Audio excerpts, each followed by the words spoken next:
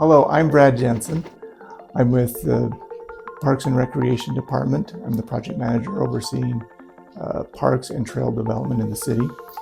And today I'm going to discuss some of our processes that we go through to develop and construct new trails in the city.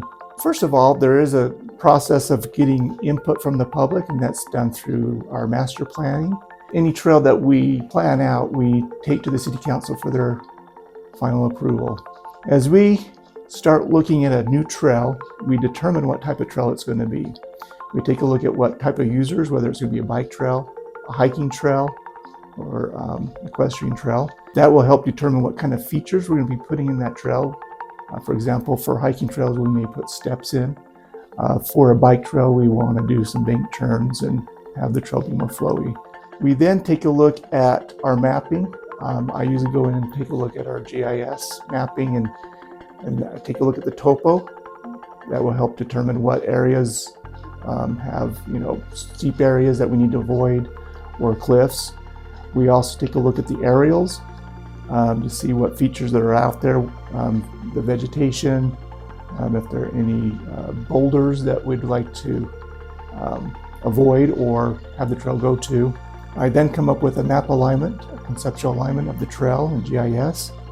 We then go out on site and explore the area that we're going to be building the trail.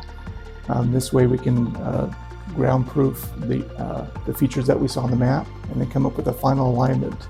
We then download that into an app called Onyx Maps, which will show that alignment. We also use a clinometer to verify the grades of the trail. Once we have finished our flag alignment out in the field, we then have our trails crew, or we hire a trail contractor to go out and start constructing the trail. Hi, I'm Greg Hilbig. I'm the Trails and Open Space Manager for Draper City. Once we're done with the flagging, then it's time to actually construct the trail. Typically the first thing we do, we'll go out with chainsaws and clear parts of the corridor that we need to. Afterwards, once we're done with that, we'll put machines on it. We have a trail dozer and also a small excavator that we'll use to go through and clear the corridor. It takes several passes with those, and then we'll go in and do the handwork and the fine tuning to make it a lot nicer. We'll have to put in drainage features, whether it's a pipe under the trail or what's known as an armored crossing. Typically through wet areas, we'll lay a bunch of rock down to make the trail stable and allow water to drain through it. As we're constructing too, we'll notice other things that we've picked out as we're flagging, that we're going to leave this giant mountain mahogany here and we'll take out some of the oak because the oak comes back a lot faster than the mahogany. We found some cool rock features.